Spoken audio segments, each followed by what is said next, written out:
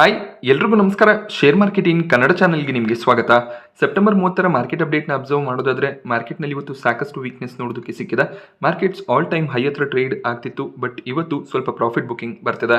ನಿಫ್ಟಿನಲ್ಲಿ 368 ಪಾಯಿಂಟ್ಗಳಷ್ಟು down side ನೋಡೋದಕ್ಕೆ ಸಿಕ್ತು. 26,000 level ನಿಫ್ಟಿಗೆ ಒಂದು ಕ್ರೂಷಲ್ ಸಪೋರ್ಟ್ ಆಗಿತ್ತು. ಆ ಒಂದು ಲೆವೆಲ್ ಅನ್ನು ಕೂಡ ನಿಫ್ಟಿ ಬ್ರೇಕ್ ಮಾಡಿದೆ. ಈಗ 25,800 ಒಂದು ಸಪೋರ್ಟ್ ಲೆವೆಲ್ ಆಗಿ ಕೆಲಸ ಮಾಡುತ್ತೆ. ಆ ಒಂದು ಲೆವೆಲ್ ಕೂಡ ಬ್ರೇಕ್ ಆದ್ರೆ 25,500ರವರೆಗೂ ನಿಫ್ಟಿ ಫಾಲ್ ಆಗುವಂತ ಚಾನ್ಸಸ್ ಇದೆ. ಹಾಗೆ ಸೆನ್ಸೆಕ್ಸ್ ನಲ್ಲಿ ಕೂಡ 1,272 ಪಾಯಿಂಟ್ಗಳಷ್ಟು ಡೌನ್ ಸೈಡ್ ನೋಡೋದಕ್ಕೆ ಸಿಕ್ತು. 85,000 ಲೆವೆಲ್ ನ ಕೆಳಗಡೆ ಸೆನ್ಸೆಕ್ಸ್ ಕ್ಲೋಸಿಂಗ್ ಅನ್ನ ಕೊಟ್ಟಿದೆ. ಬ್ಯಾಂಕ್ ನಿಫ್ಟಿಯಲ್ಲಿ ಕೂಡ 856 ಪಾಯಿಂಟ್ಗಳಷ್ಟು ಡೌನ್ ಸೈಡ್ ನೋಡೋದಕ್ಕೆ ಸಿಗ್ತದೆ. ಸೊ ಬೆಳಗಿಂದ ಕಂಟಿನ್ಯೂಸ್ ಆಗಿ ನಿಫ್ಟಿ ಮತ್ತೆ ಸೆನ್ಸೆಕ್ಸ್ ನಲ್ಲಿ ಕರೆಕ್ಷನ್ ನೋಡೋದಕ್ಕೆ ಸಿಕ್ಕಿದೆ. ಗ್ಲೋಬಲಿ ಕೂಡ ಸಾಕಷ್ಟು ಪಾಯಿಂಟ್ಗಳು ಈ ಒಂದು ಕರೆಕ್ಷನ್ಗೆ ಕಾರಣ ಆಗಿರುತ್ತೆ. ಇವತ್ತು ಫೆಡ್ ನ ಚೇರ್ಮನ್ ಸ್ಪೀಚ್ ಕೂಡ ಇರುತ್ತೆ. ಹಾಗೆಯೇ ಇಸ್ರೇಲ್ ಮತ್ತೆ ಲೆಬನಾನ್ ನಡುವೆ ವಾರ್ ಸಿಚುವೇಶನ್ಸ್ ಕೂಡ ಇದೆ. ಆ ಎಲ್ಲ ನ್ಯೂಸ್ ನಿಂದ ಸ್ವಲ್ಪ ಮಾರ್ಕೆಟ್ ನಲ್ಲಿ ಕರೆಕ್ಷನ್ ನೋಡೋದಕ್ಕೆ ಸಿಗ್ತದೆ.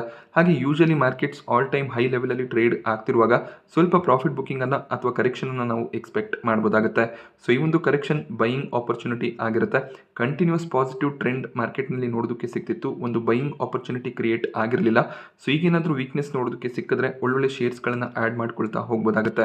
ಸೊ ಈ ರೀತಿಯ ಆಪರ್ಚುನಿಟಿಗಳನ್ನ ಯೂಸ್ ಮಾಡ್ಕೊಂಡ್ರೆ ಲಾಂಗ್ ಟರ್ಮ್ ನಲ್ಲಿ ಒಳ್ಳೆ ಒಂದು ಗೇನ್ಸ್ ಅನ್ನ ಮಾಡ್ಕೋಬಹುದು. ಹಾಗೇನೆ ಎಮರ್ಜಿಂಗ್ ಮಾರ್ಕೆಟ್ ಇನ್ವೆಸ್ಟರ್ ಮಾರ್ಕ್ ಮೊಬಿಯಾಸ್ ಅವರು ಸೆನ್ಸೆಕ್ಸ್ ಇದೇ ವರ್ಷದ ಕೊನೆಯಲ್ಲಿ 1 ಲಕ್ಷದ ಲೆವೆಲ್ ಅನ್ನ ರೀಚ್ ಮಾಡುತ್ತೆ ಅಂತ ಕೂಡ ಹೇಳಿದ್ದಾರೆ. ಇಂಡಿಯನ್ ಮಾರ್ಕೆಟ್ಸ್ ನ ಮೊಮೆಂಟಮ್ ಕಂಟಿನ್ಯೂ ಆಗುತ್ತೆ ಅನ್ನೋದು ಅವರ ವ್ಯೂ ಆಗಿರುತ್ತೆ. ಹಾಗೆ ಸಾಕಷ್ಟು ಬ್ರೋಕರೇಜ್ಗಳು ಕೂಡ ಒಳ್ಳೊಳ್ಳೆ ಟಾರ್ಗೆಟ್ಸ್ ಗಳನ್ನ ನಿಫ್ಟಿ ಸೆನ್ಸೆಕ್ಸ್ ಅಲ್ಲಿ ಕೊಟ್ಟಿದ್ದಾರೆ. ಸೊ ಮಾರ್ಕೆಟ್ ಮತ್ತೆ ರಿಕವರ್ ಆಗುತ್ತೆ, ಒಂದು ಸ್ಟ್ರಾಂಗ್ ಮೊಮೆಂಟಮ್ ನ ಎಕ್ಸ್ಪೆಕ್ಟೇಷನ್ಸ್ ಗಳು ಕೂಡ ಇರುತ್ತೆ. ಅಕ್ಟೋಬರ್ ತಿಂಗಳಲ್ಲಿ ಸ್ವಲ್ಪ ವೀಕ್ನೆಸ್ ನೋಡೋದಕ್ಕೆ ಸಿಗ್ಬೋದು. ಹಾಗೆ ವಾಲಟಾಲಿಟಿ ಕೂಡ ನೋಡೋದಕ್ಕೆ ಸಿಗ್ಬೋದು. ನವೆಂಬರ್ ಫಸ್ಟ್ ಹಾಫ್ ನಲ್ಲೇ ಅಮೆರಿಕನ್ ಎಲೆಕ್ಷನ್ಸ್ ಇದೆ. ಆ ಒಂದು ರೀಸನ್ ನಿಂದ ಸ್ವಲ್ಪ ವಾಲಟಾಲಿಟಿ ಎಕ್ಸ್ಪೆಕ್ಟೆಡ್ ಇರುತ್ತೆ. ಬಟ್ ಅದಾದ್ಮೇಲೆ ಮತ್ತೆ ಮಾರ್ಕೆಟ್ ನಲ್ಲಿ ಒಳ್ಳೆ ಒಂದು ಪಾಸಿಟಿವ್ ಟ್ರೆಂಡ್ ನೋಡೋದಕ್ಕೆ ಸಿಗ್ಬೋದು. ಸೊ ನಮ್ಮ ಒಂದು ಇನ್ವೆಸ್ಟ್ಮೆಂಟ್ ಜರ್ನಿ ಏನಿದೆ ಅದನ್ನ ನಾವು ಕಂಟಿನ್ಯೂ ಮಾಡ್ತಾ ಹೋಗಬೇಕಾಗುತ್ತೆ. ಒಳ್ಳೊಳ್ಳೆ ಶೇರ್ಗಳಲ್ಲಿ ಕರೆಕ್ಷನ್ ಇದ್ದಾಗ ಆ ಶೇರ್ಸ್ಗಳನ್ನು ಆಡ್ ಮಾಡ್ಕೊಳ್ತಾ ಹೋಗ್ಬೋದಾಗುತ್ತೆ. ಹಾಗೆ ನಿಫ್ಟಿಯ ಟಾಪ್ ಗೇನರ್ಸ್ ಮತ್ತು ಲೂಸರ್ಸ್ ಅನ್ನು ಅಬ್ಸರ್ವ್ ಮಾಡಿದಾಗ JSW ಸ್ಟೀಲ್, ಇಂಡಾಲ್ಕೋ, NTPC ಈ ರೀತಿಯ ಸ್ಟಾಕ್ಗಳಲ್ಲಿ ಒಳ್ಳೆ ಒಂದು ಪಾಸಿಟಿವ್ ಸೆಂಟಿಮೆಂಟ್ ನೋಡೋದಕ್ಕೆ ಸಿಕ್ತು. ಎಸ್ಪೆಷಲಿ ಮೆಟಲ್ ಸೆಕ್ಟರ್ನ ಕಂಪನಿಗಳು ಒಳ್ಳೆ ಒಂದು ಪಾಸಿಟಿವ್ ಟ್ರೆಂಡ್ ಅಲ್ಲಿ ಕಾಣಿಸಿದೆ. JSW ಸ್ಟೀಲ್ 3% ಗೇನ್ ಆಯಿತು. ಇಂಡಾಲ್ಕೋ 1%ಗೂ ಹೆಚ್ಚಾಗಿ ಅಪ್ಸೈಡ್ ನೊಂದಿಗೆ ಕ್ಲೋಸಿಂಗ್ ಅನ್ನು ಕೊಟ್ಟಿದೆ. ಟಾಟಾ ಸ್ಟೀಲ್ ನಲ್ಲಿ ಕೂಡ 1% ಗೇನ್ ನೋಡೋದಕ್ಕೆ ಸಿಕ್ತು. NTPC ಕೂಡ 1.5% ಗೇನ್ ಆಗಿದೆ. ಮೆಟಲ್ ಸೆಕ್ಟರ್ನ ಸ್ಟ್ರಾಂಗ್ ಮೊಮೆಂಟಮ್ಗೆ ರೀಸನ್ ಚೈನಾದ ಸ್ಟಿಮ್ಯುಲಸ್ ಪ್ಯಾಕೇಜ್ ಆಗಿರುತ್ತೆ. ಸೊ ಚೈನಾದಲ್ಲಿ ಇಂಡಸ್ಟ್ರಿಯಲ್ ಗ್ರೋತ್ ಅನ್ನು ತರೋದಕ್ಕೋಸ್ಕರ ಸ್ಟಿಮ್ಯುಲಸ್ ಅನೌನ್ಸ್ ಆಗಿದೆ. ಇದರಿಂದ ಐರನ್ ಓರ್ ಪ್ರೈಸಸ್ ಇನ್ಕ್ರೀಸ್ ಆಗಿದೆ. 11% ಪ್ರೈಸ್ ಜಂಪ್ ಐರನ್ ಓರ್ನಲ್ಲಿ ನೋಡೋದಕ್ಕೆ ಸಿಕ್ಕಿದೆ. ಇದರ ಒಂದು ಅಡ್ವಾಂಟೇಜ್ ಸ್ಟೀಲ್ ಕಂಪನಿಗಳಿಗೆ ಸಿಗುತ್ತೆ. ಅದೇ ಒಂದು ರೀಸನ್ ನಿಂದ ಸ್ಟೀಲ್ ಕಂಪನಿಗಳ ಸ್ಟಾಕ್ ನಲ್ಲಿ ಒಳ್ಳೆ ಒಂದು ಜಂಪ್ ನೋಡೋದಕ್ಕೆ ಸಿಗ್ತದೆ. ಬ್ರಿಟಾನಿಯಾ ಕೂಡ 1% ಇವತ್ತು ಗೇನ್ ಆಗಿದೆ. ಓವರ್ ಆಲ್ ಮಾರ್ಕೆಟ್ ನಲ್ಲಿ ಕರೆಕ್ಷನ್ ಇದ್ದಾಗ FMCG ಸ್ಟಾಕ್ಗಳು ಪಾಸಿಟಿವ್ ಆಗಿ ಟ್ರೇಡ್ ಆಗುತ್ತೆ. ಟಾಪ್ ಲೂಸರ್ಸ್ ಲಿಸ್ಟ್ ನಲ್ಲಿ ಆಟೋ ಸೆಕ್ಟರ್ನ ಸ್ಟಾಕ್ಗಳು ಹೆಚ್ಚಾಗಿ ಕಾಣಿಸ್ತಿದೆ. ಹೀರೋ ಮೋಟೋಕಾರ್ಪ್ ನಲ್ಲಿ 4% ಕರೆಕ್ಷನ್ ನೋಡೋದಕ್ಕೆ ಸಿಕ್ತು. ಹಾಗೆಯೇ ಬಜಾಜ್ ಆಟೋ ಕೂಡ ಇವತ್ತು ಕರೆಕ್ಟ್ ಆಗಿದೆ. ಹಾಗೆ ರೀಸೆಂಟ್ ಆಗಿ ನಿಫ್ಟಿಗೆ ಎಂಟರ್ ಆದಂತ ಟ್ರೆಂಟ್ ಮತ್ತೆ BL ನಲ್ಲಿ ಕೂಡ ಕರೆಕ್ಷನ್ ನೋಡೋದಕ್ಕೆ ಸಿಕ್ತು. ಎರಡು ಸ್ಟಾಕ್ಸ್ ಇವತ್ತು ಟಾಪ್ ಲೂಸರ್ ಲಿಸ್ಟ್ ನಲ್ಲಿ ನೋಡೋದಕ್ಕೆ ಸಿಗ್ತದೆ. ಟ್ರೆಂಟ್ ನಲ್ಲಿ ಸಾಕಷ್ಟು ಮೊಮೆಂಟಮ್ ನೋಡೋದಕ್ಕೆ ಸಿಕ್ಕಿತ್ತು. ಇವತ್ತು ಸ್ಟಾಕ್ 3.5% ಕರೆಕ್ಟ್ ಆಗಿದೆ. ಹಾಗೆ BL ನಲ್ಲಿ ಕೂಡ 3% ಕರೆಕ್ಷನ್ ನೋಡೋದಕ್ಕೆ ಸಿಗ್ತದೆ. ಬಟ್ ರೀಸೆಂಟ್ ಆಗಿ ಟ್ರೆಂಟ್ ನಲ್ಲಿ ಬ್ರೋಕರೇಜ್ಗಳು 9,000ವರೆಗೂ ಟಾರ್ಗೆಟ್ಸ್ ಗಳನ್ನ ಕೊಟ್ಟಿದ್ದಾರೆ. ಹಾಗೆ BL ನಲ್ಲಿ ಕೂಡ 350ರ ಟಾರ್ಗೆಟ್ ಪ್ರೈಸ್ ನೋಡೋದಕ್ಕೆ ಸಿಗುತ್ತೆ. ಸ್ಲೋ ಆಗಿ ಇಂಡೆಕ್ಸ್ ಫಂಡ್ಗಳಲ್ಲಿ ಇನ್ವೆಸ್ಟ್ ಮಾಡುವಂತಹ ಮ್ಯೂಚುವಲ್ ಫಂಡ್ ಮ್ಯಾನೇಜರ್ಸ್ಗಳು ಈ ಸ್ಟಾಕ್ಗಳನ್ನು ಅಕ್ಯುಮುಲೇಟ್ ಮಾಡ್ಕೊಳ್ಳೋದಕ್ಕೆ ಸ್ಟಾರ್ಟ್ ಮಾಡ್ಕೋತಾರೆ. ಆಗ ಸ್ಟಾಕ್ನಲ್ಲಿ ಮೊಮೆಂಟಮ್ ಎಕ್ಸ್ಪೆಕ್ಟೆಡ್ ಇರುತ್ತೆ. ಹಾಗೆ ರಿಲಯನ್ಸ್ ಮತ್ತೆ ಆಕ್ಸಿಸ್ ಬ್ಯಾಂಕ್ ಕೂಡ ಇವತ್ತು 3%ಗೂ ಹೆಚ್ಚಾಗಿ ಕರೆಕ್ಟ್ ಆಗಿದೆ. ಆಟೋ ಸೆಕ್ಟರ್ನ ಕಂಪನಿಗಳು ಸೆಪ್ಟೆಂಬರ್ ತಿಂಗಳಲ್ಲಿ ಏನು ಸೇಲ್ಸ್ ಅನ್ನು ಮಾಡಿದರೆ ಆ ಡೇಟಾ ಅಕ್ಟೋಬರ್ 1ಕ್ಕೆ ರಿಲೀಸ್ ಆಗುತ್ತೆ. ಸೊ ಅದಕ್ಕೂ ಮುಂಚೆ UBS ಕೆಲವೊಂದಿಷ್ಟು ಆಟೋ ಸೆಕ್ಟರ್ನ ಸ್ಟಾಕ್ಗಳನ್ನು ಕವರ್ ಮಾಡಿದರೆ. ಹೀರೋ ಮೋಟೋಕಾರ್ಪ್, ಬಜಾಜ್ ಆಟೋನಲ್ಲಿ ಅವರು ಸೆಲ್ ರೇಟಿಂಗ್ ಅನ್ನು ಕೊಡ್ತಾ ಇದ್ದಾರೆ. ಎರಡು ಸ್ಟಾಕ್ಗಳಲ್ಲಿ ಬಹಳಷ್ಟು ಜಂಪ್ ರೀಸೆಂಟ್ ಟೈಮ್ನಲ್ಲಿ ನೋಡೋದಕ್ಕೆ ಸಿಕ್ಕಿದೆ. ಸೊ ಹೈಯರ್ ಲೆವೆಲ್ನಿಂದ ಕರೆಕ್ಷನ್ ಬರ್ಬೋದು ಅನ್ನೋದು UBSನ ವ್ಯೂ ಆಗಿರುತ್ತೆ. ಹಾಗೆಯೇ ಫೆಸ್ಟಿವಲ್ ಸೀಸನ್ ಆದಮೇಲೆ ಆಟೋ ಸೆಕ್ಟರ್ನ ಸೇಲ್ಸ್ ಕೂಡ ಫಾಲ್ ಆಗ್ಬೋದು. ಆದ್ರಿಂದ ಓವರ್ ವ್ಯಾಲ್ಯೂಷನ್ಲಿ ಟ್ರೇಡ್ ಆಗ್ತಿರುವಂತಹ ಆಟೋ ಕಂಪನಿ ಸ್ಟಾಕ್ನಲ್ಲಿ ಕರೆಕ್ಷನ್ ಬರ್ಬೋದು ಅನ್ನೋದು UBSನ ವ್ಯೂ ಆಗಿರುತ್ತೆ. ಬಟ್ ಅವರು TVS ಮೋಟಾರ್ ಮತ್ತೆ ಐಶರ್ ಮೋಟಾರ್ಸ್ ನಲ್ಲಿ ಬೈ ರೆಕಮೆಂಡೇಶನ್ ಅನ್ನ ಕೊಡ್ತಾ ಇದ್ದಾರೆ. Hero MotoCorp, Bajaj auto ನಿಫ್ಟಿಯ part ಆಗಿರುವಂತಹ ಕಂಪನೀಸ್ ಆಗಿರುತ್ತೆ. ಓವರ್ ಆಲ್ ಮಾರ್ಕೆಟ್ ನಲ್ಲಿ ವೀಕ್ನೆಸ್ ಇದ್ದಾಗ ನಿಫ್ಟಿ 50 ಕಂಪನಿಗಳಲ್ಲಿ ಕೂಡ ಸೆಲ್ಲಿಂಗ್ ಪ್ರೆಷರ್ ಬರುತ್ತೆ. ಹಾಗೆಯೇ ಆಲ್ ಟೈಮ್ ಹೈ ಲೆವೆಲ್ ಹತ್ರ ಟ್ರೇಡ್ ಆಗ್ತಿರುವಾಗ ಯಾರೆಲ್ಲ ಶಾರ್ಟ್ ಟರ್ಮ್ಗೆ ಶೇರ್ಸ್ ಗಳನ್ನ ಬೈ ಮಾಡ್ಕೊಂಡಿರ್ತಾರೆ ಅವರು ಮಾರ್ಕೆಟ್ ನಲ್ಲಿ ವೀಕ್ನೆಸ್ ಇದ್ದಾಗ ಪ್ರಾಫಿಟ್ ಬುಕಿಂಗ್ ಅನ್ನ ಸ್ಟಾರ್ಟ್ ಮಾಡ್ಕೋತಾರೆ. ಆ ರೀಸನ್ ನಿಂದ ಕೂಡ ಸ್ಟಾಕ್ ನಲ್ಲಿ ಕರೆಕ್ಷನ್ ಬರುತ್ತೆ. ಬಟ್ ನಾವು ಲಾಂಗ್ ಟರ್ಮ್ ವ್ಯೂ ಅನ್ನ ಇಟ್ಕೊಂಡಿದ್ರೆ ಶೇರ್ಸ್ ಗಳನ್ನ ಸೆಲ್ ಮಾಡುವಂತ ಅವಶ್ಯಕತೆ ಇರೋದಿಲ್ಲ. ಸ್ಟಾಕ್ ಸ್ವಲ್ಪ ಕರೆಕ್ಟ್ ಆಗುತ್ತೆ, ಮತ್ತೆ ಒಂದು ರಿಕವರಿ ನೋಡೋದಕ್ಕೆ ಸಿಗುತ್ತೆ. BSE ಸ್ಟಾಕ್ ಪ್ರೈಸ್ನಲ್ಲಿ ಕೂಡ 11 ಗಂಟೆ ಸುಮಾರಿಗೆ ಒಳ್ಳೆ ಒಂದು ಜಂಪ್ ನೋಡೋದಕ್ಕೆ ಸಿಕ್ಕಿತ್ತು. ಇದಕ್ಕೆ ರೀಸನ್ BSE ಸೆನ್ಸೆಕ್ಸ್ ಆಪ್ಷನ್ಸ್ ಮತ್ತೆ ಬ್ಯಾಂಕೆಕ್ಸ್ ಆಪ್ಷನ್ನ ಟ್ರಾನ್ಸಾಕ್ಷನ್ ಚಾರ್ಜಸ್ ಅನ್ನ ಇನ್ಕ್ರೀಸ್ ಮಾಡ್ತಿದ್ದಾರೆ. ಈ ಒಂದು ರೀಸನ್ ಇಂದ BSEಯ ರೆವೆನ್ಯೂಸ್ ಇನ್ಕ್ರೀಸ್ ಆಗುತ್ತೆ, ಅದು ಕಂಪನಿಗೆ ಪಾಸಿಟಿವ್ ಆಗಿದೆ. ಅದೇ ರೀಸನ್ ಇಂದ ಸ್ಟಾಕ್ ಪ್ರೈಸ್ ನಲ್ಲಿ ಪಾಸಿಟಿವ್ ಟ್ರೇಡಿಂಗ್ ನೋಡೋದಕ್ಕೆ ಸಿಕ್ಕಿದೆ. ಸೊ BSE ಒಂದು ಮಲ್ಟಿಬ್ಯಾಗರ್ ರಿಟರ್ನ್ಸ್ ಅನ್ನ ಆಲ್ರೆಡಿ ಇನ್ವೆಸ್ಟರ್ಸ್ ಗಳಿಗೆ ಜನರೇಟ್ ಮಾಡಿ ಕೊಟ್ಟಿದೆ.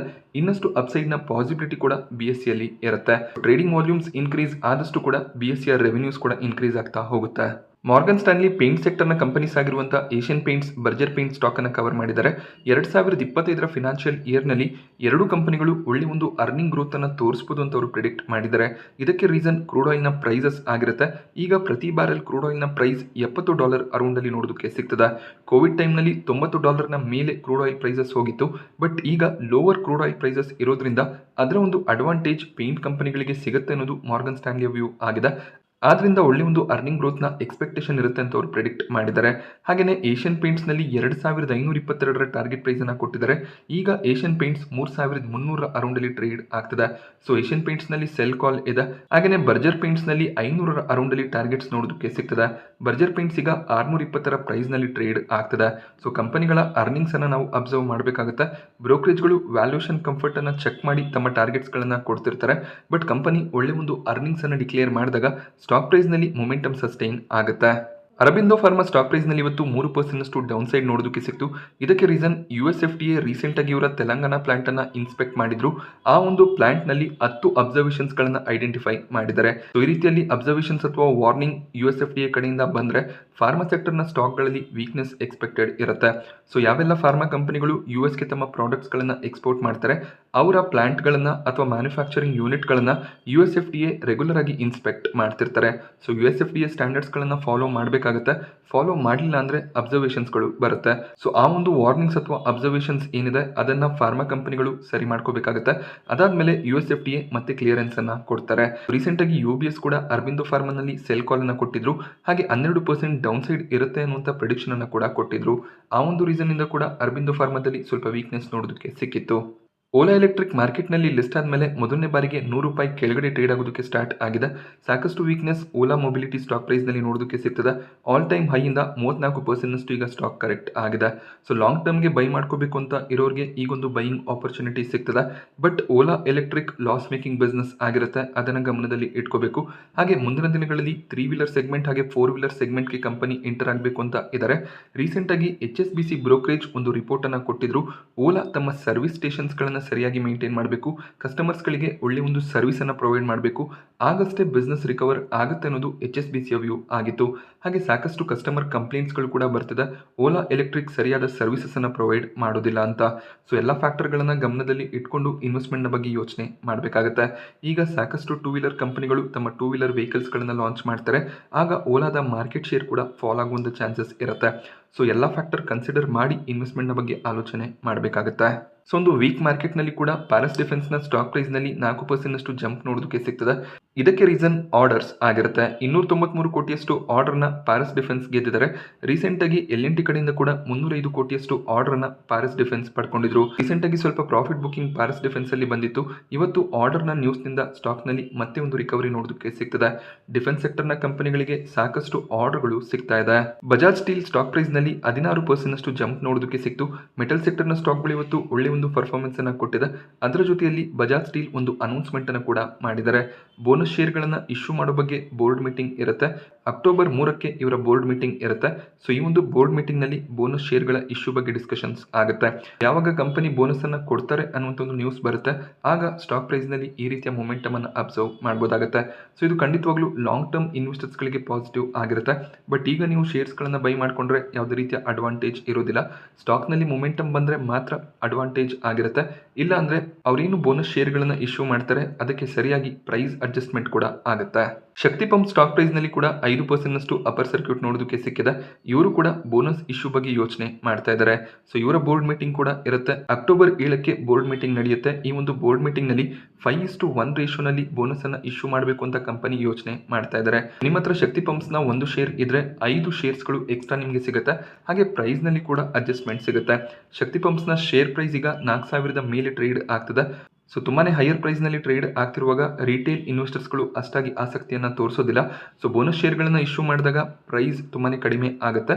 ಆಗ ರಿಟೇಲ್ ಇನ್ವೆಸ್ಟರ್ಸ್ಗಳು ಕೂಡ ಈ ಸ್ಟಾಕನ್ನು ಬೈ ಮಾಡ್ಬೋದು ಅನ್ನುವಂಥ ಒಂದು ರೀಸನ್ನಿಂದ ಈ ರೀತಿಯಲ್ಲಿ ಬೋನಸ್ ಶೇರ್ಗಳ ಇಶ್ಯೂ ಆಗುತ್ತೆ. ಮಾನ್ಬಾ ಫಿನಾನ್ಸ್ IPO ಇವತ್ತು ಮಾರ್ಕೆಟ್ನಲ್ಲಿ ಲಿಸ್ಟ್ ಆಗಿದೆ. 25% ಪ್ರೀಮಿಯಂನೊಂದಿಗೆ ಲಿಸ್ಟಿಂಗ್ ನೋಡೋದಕ್ಕೆ ಸಿಕ್ತು. ಕಂಪನಿ ಫಿಕ್ಸ್ ಮಾಡಿದಂಥ ಪ್ರೈಸ್ ₹120 ಆಗಿತ್ತು. 150ರ ಪ್ರೈಸ್ನಲ್ಲಿ ಮಾನ್ಬಾ ಫಿನಾನ್ಸ್ ಲಿಸ್ಟ್ ಆಗಿದೆ. ನಿನ್ನೆ ದಿನ 34-35% ಲಿಸ್ಟಿಂಗ್ ಗೇನ್ನ ಎಕ್ಸ್ಪೆಕ್ಟೇಷನ್ಸ್ ಕಾಣಿಸ್ತಿತ್ತು. ಬಟ್ ಮಾರ್ಕೆಟ್ ವೀಕ್ನೆಸ್ ಇದ್ದಿದ್ದರಿಂದ 25% ಲಿಸ್ಟಿಂಗ್ ಗೇನ್ನಲ್ಲಿ ಲಿಸ್ಟ್ ಆಗಿದೆ. ಮಾರ್ಕೆಟ್ ವೀಕ್ನೆಸ್ ಇದ್ದಿದ್ದರಿಂದ 25% ಪ್ರೀಮಿಯಂನಲ್ಲಿ ಲಿಸ್ಟಿಂಗ್ ಆಗಿದೆ. ಬಟ್ ಒಳ್ಳೆ ಒಂದು ಲಿಸ್ಟಿಂಗೇ ಆಗಿರುತ್ತೆ. ಹಾಗೆ ಲಿಸ್ಟ್ ಆದಮೇಲೂ ಕೂಡ ಸ್ಟಾಕ್ ಪಾಸಿಟಿವ್ ಆಗಿ ಟ್ರೇಡ್ ಆಗಿದೆ.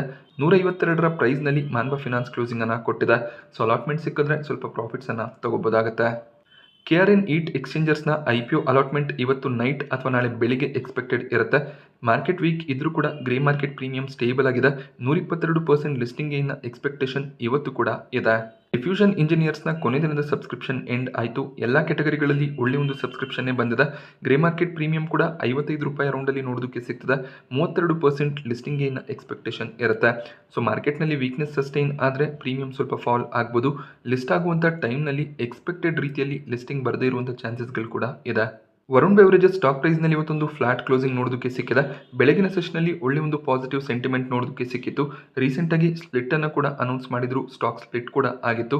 ಸ್ಪ್ಲಿಟ್ನ ನಂತರ HSBC ಈ ಒಂದು ಸ್ಟಾಕನ್ನು ಕವರ್ ಮಾಡಿ 28% ಅಪ್ಸೈಡ್ ಪೊಟೆನ್ಷಿಯಲ್ ಇದೆ ಅನ್ನುವಂಥ ಒಂದು ಕವರೇಜನ್ನು ಮಾಡಿದ್ದಾರೆ.